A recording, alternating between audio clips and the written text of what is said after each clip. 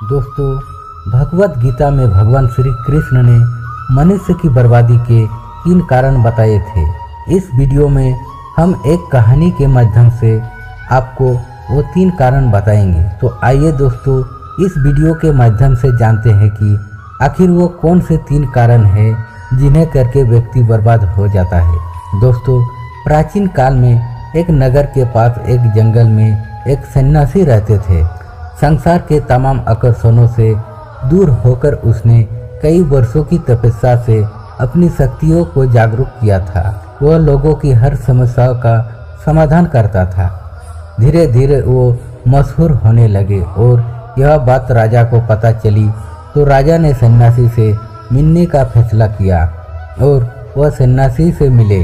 राजा सन्यासी के बातों से बहुत प्रभावित हुए और उन्होंने अपने राज्य में चलने तथा महल में रहने का आग्रह किया।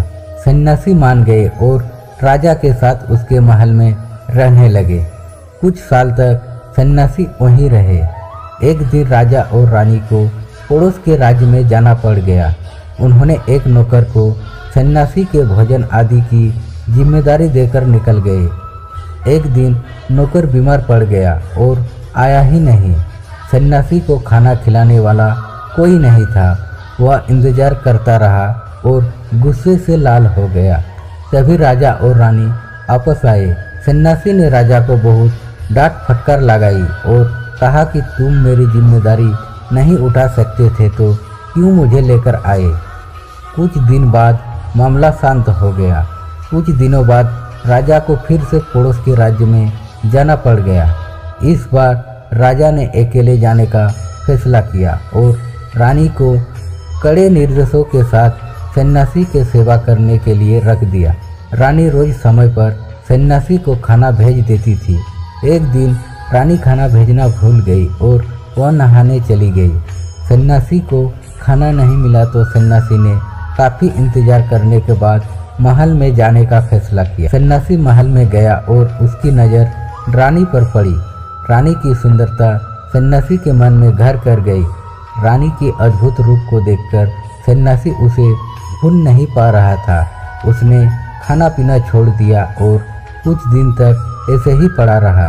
कुछ दिनों बाद राजा वापस लौटे और सन्यासी से मिलने गए। राजा ने कहा, क्या बात है, आप बहुत कमज़ोर हो गए हैं, क्या मुझसे और कोई भूल हो गई है।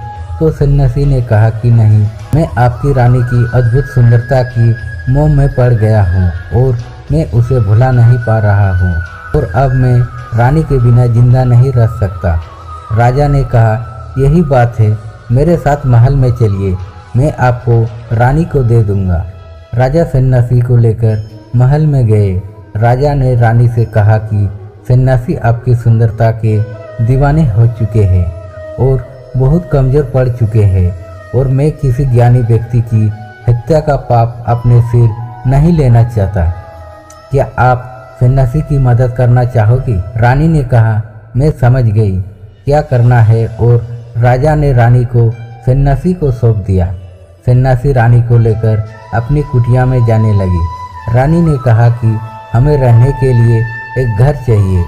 सन्यासी ने राजा से कहा कि हमें रहने के लिए एक घर चाहिए। राजा ने उनके लिए तुरंत एक घर का उपलब्ध करवाया। सन्यासी रानी को लेकर घर गया। रानी ने कहा, यह घर तो बहुत गंदा है, इसे साफ करवाइए। सन्यासी राजा से कहकर घर को साफ करवाया। राजा के हुक्म से घर को साफ करवा दिया गया। फिर नहा धोकर रानी बिस्तर पर बैठ गई और सन्यासी भी रानी के पास आ गया। रानी ने कहा, क्या आप जानते नहीं कि आप कौन थे और आज आप क्या बन गए? आप एक महान सन्यासी थे जिनके आगे राजा भी झुककर प्रणाम करते थे और आज वासना के कारण आप मेरे गुलाम हो गए हैं। यह सुनकर सन्यासी को महसूस हुआ कि वह तो एक सन्यासी था जो सारी सुख सुविधाओं को छोड़कर शांति की तलाश में जंगलों में चला गया था। फिर सन्यासी ने राजा को बुलाया और रानी को उनको सौंप दिया और कहा, हे राजन, आज मैं आपको मनुष्य की बर्बादी के जो 3 कारण बताऊंगा जिनको यदि व्यक्ति ना करे तो वह सबसे सुखी रहेगा और व्यक्ति बर्बाद नहीं होगा।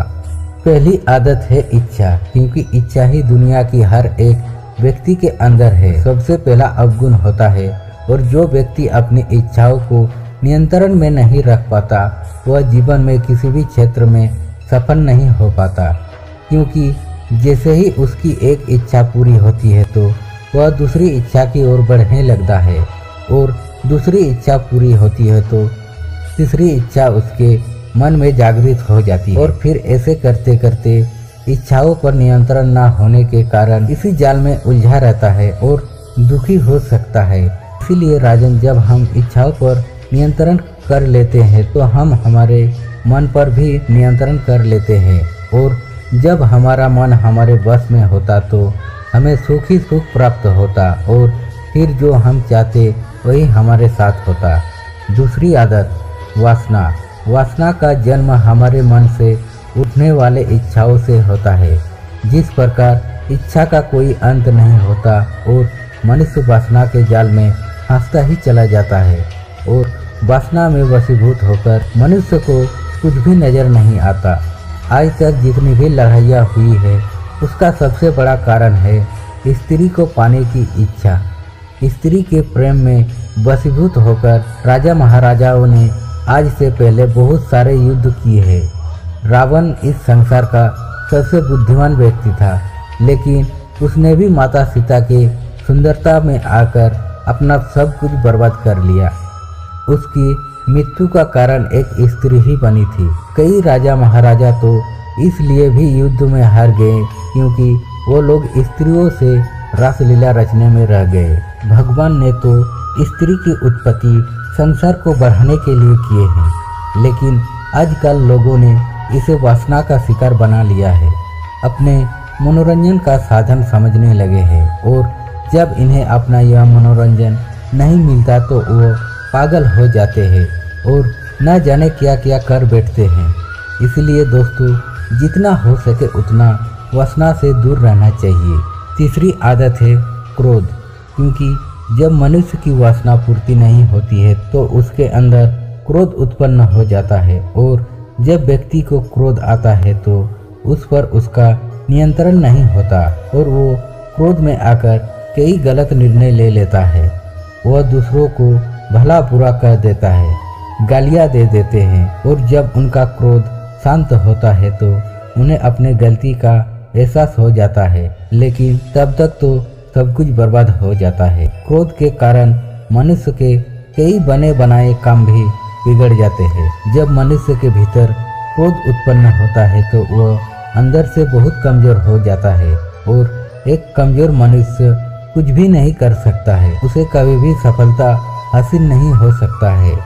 क्रोध हमारे भीतर तनाव को उत्पन्न करता है, और अगर एक बार हम तनाव में चले गए तो हमारा पूरा जीवन बर्बाद हो जाता है। तो दोस्तों, इस प्रसंग का सार ये है कि जब इच्छा पूरी नहीं होती तो क्रोध उत्पन्न हो जाता है, और अगर पूरी हो जाए तो लालच बढ़ जाता है।